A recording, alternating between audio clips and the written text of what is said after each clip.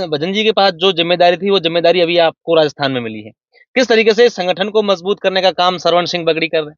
भजन लाल जी के बारे में मैं कहूँ कि दिन-रात, बिना सोए, बिना थके जिस प्रकार से उन्होंने संगठन का कार्य किया और उसी का प्रतिफल है कि आज उनको संगठन में रहते हुए इतनी बड़ी ज़िम्मेदारी दी गई। सरवण सिंह बगड़ी को लेकर ये कहा जाता है जहाँ कहीं बातें होती है, तो उन्होंने कभी पार्टी से कुछ माँगा नहीं है, बस पार्टी के प्रति हमेशा डेडिकेटेड रहे, काम करते रहे, संगठन के सामने जो काम दिया वो किया, बदौलत उनको कई ज़िम्मेदारियाँ बड़ी-बड़ी भी मिली। अब लोकसभा चुनावों की चर्चाएँ चल रही हैं। लोग ये भी कह रहे हैं कि सरवण सिंह बगड़ी को अगर कहीं से लोकसभा चुनाव लड़ाया जाए तो लोगों में काफ़ी क्रेज़ है। तो क्या इच्छा ज़ाहिर की है पार्टी के सामने कि भई मैं तैयारी कर रहा हूँ जयपुर ग्रामीण से, मुझे भी टिकट दी जाए, मौका दिया जाए? नमस्कार, आप द खटक देख रहे हैं और मैं हूं आपका साथी अशोक शेरा। आज खटक की यात्रा राजधानी पहुंची है और राजधानी के लेकर यह बात कही जाती है कि यहां पर जो जयपुर ग्रामीण टिकट है लोकसभा क्षेत्र की, उस पर हमेशा भाजपा काबिज रहती है। और इस बार इस सीट पर तैयारी करने वाले भाजपा के कई नेताओं के नाम हैं। एक नाम सरवण सिंह बगड़ी का भी है। संगठन से जुड़े हैं, लंबे समय से एक्टिव हैं, छात्र राजनीति से शुरुआत की। और एक बात इनकी अलग है, वो ये है कि वर्तमान में राजस्थान के मुख्यमंत्री भजन लाल शर्मा के नजदीकी लोगों में से एक ये है। और यही कारण है, या इसको लेकर पार्टी के संगठन के लोगों के कोई और दिमाग में बात चली होगी कि इनको भी वही जिम्मेदारी मिली है जो मुख्यमंत्री से पहले भजन लाल शर्मा के पास थी। इनसे जानते हैं कि किस तरीके से ये सोचते हैं, कैसे संगठन में काम करते हैं और टिकट को लेकर ये क्या बात करते हैं। सर, सबसे पहले तो हमारे जितने दर्शक हैं उनसे हम आपकी मुलाकात करवाएँगे। सरवण सिंह बगड़ी अपना किस तरीके से परिचय हमारे दर्शकों को और तमाम राजस्थान वासियों को देना चाहें? जी, मैं छात्र राजनीति में रहा हूँ। पहले मैंने विद्यार्थी परिषद में काम किया। चूरू लोहिया कॉलेज में जब पढ़ता था, कॉलेजिंग मेरी वहाँ से हुई कॉलेज। उस वक़्त विद्यार्थी परिषद से मैंने शुरुआत की और फिर 2005 से मैं युवा मोर्चा जयपुर में राजस्थान यूनिवर्सिटी में मैंने लॉ कॉलेज से चुनाव भी लड़ा था और छात्र राजनीति में सक्रिय था। तो फिर 2005 में मैंने भारतीय जनता युवा मोर्चा में एज ए मंडल प्रभारी के नाते मैंने भारतीय जनता पार्टी में शुरुआत की। उसके बाद कंटिन्यू जयपुर शहर में 2 बार मैं जिला उपाध्यक्ष रहा, उसके बाद मैं 2 बार प्रदेश कार्यकारिणी सदस्य रहा, फिर 1 बार संभाग प्रभारी रहा, फिर मैं 2 बार युवा मोर्चा में प्रदेश मंत्री रहा, फिर प्रदेश उपाध्यक्ष रहा। उसके बाद में डॉक्टर सतीश पूनिया जी जब प्रदेश के अध्यक्ष बने, तो मुझे मूल पार्टी में प्रदेश मंत्री का दायित्व दिया। उसके बाद में श्रीमान सीपी जोशी जी प्रदेश अध्यक्ष बने, तो मुझे प्रदेश उपाध्यक्ष का दायित्व दिया और अभी कुछ ही दिन पहले मुझे प्रदेश महामंत्री की ज़िम्मेदारी दी गई है। मैं शुरू से ही छात्र राजनीति से लेके तब तक संगठन में ही सक्रिय रहा और संगठन का ही काम करता आ रहा हूँ। जो भी आदेश मिलता है भारतीय जनता पार्टी का और मैं काम करता हूँ। वर्तमान राजस्थान के मुख्यमंत्री भजनलाल शर्मा जी के आप नज़दीकी लोगों में से माने जाते हैं। भजन जी के पास जो ज़िम्मेदारी थी, वो ज़िम्मेदारी अभी आपको राजस्थान में मिली है। किस तरीके से संगठन को मजबूत करने का काम सरवण सिंह बगड़ी कर रहे हैं? देखिए हमारे राजस्थान के मुख्यमंत्री भजनलाल जी, आप देख रहे होंगे वो भी लंबे समय से संगठन में काम कर रहे हैं और युवा मोर्चा से लेके जिले में भरतपुर जिले में लेके प्रदेश में हर पद पे भजनलाल जी रहे हैं और उन्होंने दिन रात संगठन का ही काम करते रहे और ये पूरे राजस्थान के संगठन कार्यकर्ताओं में एक उत्साह है, एक ऊर्जा का संचार हुआ है कि हमारे ही बीच के या हमारे ही मध्य के किसी संगठन के कार्यकर्ता को आज राजस्थान का मुख्यमंत्री पद दिया गया है। सभी ने इसका माननीय मोदी जी का स्वागत किया है, अभिनंदन किया है कि संगठन के कार्यकर्ताओं को इतनी बड़ी पोस्ट दी है।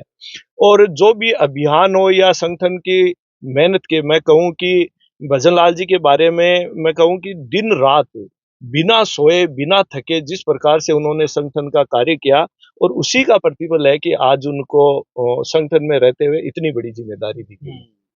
अभी कल की अगर बात करें कैबिनेट की बैठक हुई, कई फैसले लिए गए राजस्थान में पेट्रोल और डीज़ल के भाव को लेकर भी तमाम चीज़ें हुई है। तो क्या लगता है कि ये चीज़ें जो हैं ये कहीं न कहीं आने वाले लोकसभा चुनाव को प्रभावित करेगी, आपके लिए फ़ायदा होगा? देखिए, निश्चित रूप से भारतीय जनता पार्टी का मेन मकसद है विकास और सिर्फ विकास। और भारतीय जनता पार्टी का अगर आप घोषणा पत्र देखेंगे तो आप देखेंगे कि जो वादे भारतीय जनता पार्टी ने किए वो एक एक करते हुए पूरा कर रही है। भजन लाल जी को अभी मुख्यमंत्री बने हुए ज्यादा समय नहीं हुआ है, लेकिन जैसे ही उन्होंने मुख्यमंत्री का पदभार ग्रहण किया उसके बाद आप देखेंगे जिस प्रकार से पिछले 5 सालों में कांग्रेस में जो युवाओं का भविष्य अंधकार में था और कोई भी परीक्षा सफल रूप से नहीं हो सकती क्योंकि माफियाओं का राज था, नकल माफियाओं का राज था और आए दिन हर परीक्षा पेपर लीक हुई। लेकिन जैसे ही भजन लाल जी ने भारतीय जनता पार्टी की सरकार में मुख्यमंत्री का पद ग्रहण किया, सबसे पहले उन्होंने एसआईटी गठित करके उन लाखों युवाओं के भविष्य की चिंता की।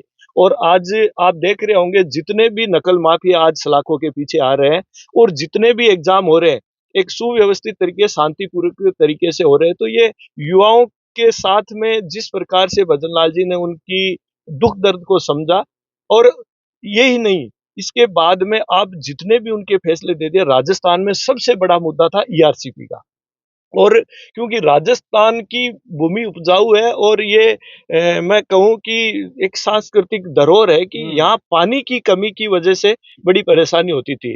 लेकिन भजन लाल जी ने मुख्यमंत्री बनते ही इस चीज को समझा और अपने प्रयासों से ऊपर केंद्र में भी बात करके सबसे बड़ा मुद्दा ईआरसीपी का था, उसको आप लोगों के सामने देखा होगा, तुरंत उन्होंने हल किया। और आने वाले दिनों में जो इन 13 जिलों, जो नए 19 जिले हैं, उनको जो पानी मिलेगा और यहाँ की भूमि सोना उगलेगी, तो ये भी एक किसानों के लिए, आम लोगों के लिए बहुत बड़ा ये तोहफा है राजस्थान के युवाओं के लिए। और दूसरा विषय शेखावाटी में जो बड़ा मुद्दा शेखावाटी का था कि हरियाणा के वहां से जो पानी आने वाला था, लंबे समय से मांग थी, कांग्रेस ने कभी कुछ नहीं किया। और भजन लाल जी, हमारे मुख्यमंत्री जी ने हरियाणा सरकार के साथ में मिलकर उस मसले को भी हल किया और शेखावाटी के तीनों जिलों को उसमें भी पानी मिलने वाला है। तो मैं कह रहा हूं कि विकास के नाम पे, यानी जब से मुख्यमंत्री बने दिन रात न सो रहे, अनवरत चलते जा रहे हैं और इस तरीके के जितने भी घोषणा पत्र में हमारे वादे हैं वो पूरे कर रहे हैं। अभी कल ही की आप देख रहे होंगे कि राजस्थान में पेट्रोल और डीजल की काफी चर्चाएं हुई कि सबसे महंगा पेट्रोल डीजल है। लेकिन भजन लाल जी का मानस था कि मैं मुख्यमंत्री, जैसे ही मुख्यमंत्री बने तब से लग रहे थे कि इस चीज को हल किया जाए। और कल आपके सामने जिस प्रकार की उन्होंने घोषणा की है, आज पूरे राजस्थान के अंदर जनता उनका स्वागत कर रही है। सरवण सिंह बगड़ी को लेकर ये कहा जाता है, जहां कहीं बातें होती है, तो उन्होंने कभी पार्टी से कुछ मांगा नहीं है, बस पार्टी के प्रति हमेशा डेडिकेटेड रहे, काम करते रहे, संगठन के सामने जो काम दिया वो किया, बदौलत उनको कई जिम्मेदारियां बड़ी बड़ी भी मिली। अब लोकसभा चुनावों की चर्चाएं चल रही हैं, लोग ये भी कह रहे हैं कि सरवण सिंह बगड़ी को अगर कहीं से लोकसभा चुनाव लड़ाया जाए तो लोगों में काफी क्रेज है। तो क्या इच्छा जाहिर की है पार्टी के सामने कि भाई मैं तैयारी कर रहा हूं जयपुर ग्रामीण से, मुझे भी टिकट दी जाए, मौका दिया जाए? जी, ऐसा अगर सच्चाई जाने तो ऐसा कुछ नहीं हुआ था। मैं शुरू से संगठन में काम कर रहा हूँ। जब विधानसभा की चर्चा हुई थी तब भी नाम चला था और संगठन की कहीं न कहीं हो सकता है उनकी भी इच्छा होगी। लेकिन उसके बाद में जब ये लोकसभा की आई तो ये वापिस चर्चा आई है। मैं शुरू से मैंने बताया कि मैं संगठन में ही काम किया है, चाहे वो विद्यार्थी परिषद में हो, उसके बाद युवा मोर्चा में मैंने लंबे समय तक काम किया है। और राजस्थान का शायद कोई भी ऐसा जिला या मैं कहूँ विधानसभा या मैं मंडल तक प्रवास किया हुआ है मेरा। वो राजस्थान में कोई ऐसा विधानसभा नहीं है जहां मैंने काम नहीं किया हो और लंबे समय से किया है। संगठन में भी जब से मुख्य पार्टी में आया हूँ तब से भी मैं प्रवास वगैरह पार्टी संगठन के जो भी मुझे जिम्मेदारी दी है मैं ईमानदारी पूर्वक काम करता हूँ। और एक बात फिर आपके माध्यम से कहना चाहूंगा कि मैं संगठन का कार्य करता हूँ, जहां संगठन तय करेगा मेरी भूमिका, मैं वहां ईमानदारी से काम करूंगा। और अभी मुझे प्रदेश महामंत्री का दायित्व दिया है। मैं पहले भी प्रदेश उपाध्यक्ष के रूप में, प्रदेश मंत्री के रूप में रेगुलर काम करने वाला कार्य करता हूँ और अभी भी कर रहा हूँ।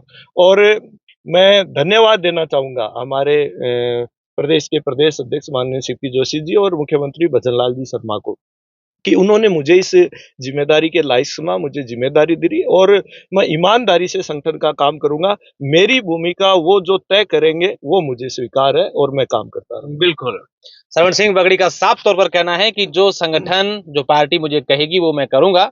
अब चर्चाएं ये हैं कि लोकसभा क्षेत्र जयपुर ग्रामीण से इनका नाम पैनल में चल रहा है। देखने वाली बात होगी कि टिकट कैसे किनको मिलती है और फिर क्या रिजल्ट रहते हैं। धन्यवाद।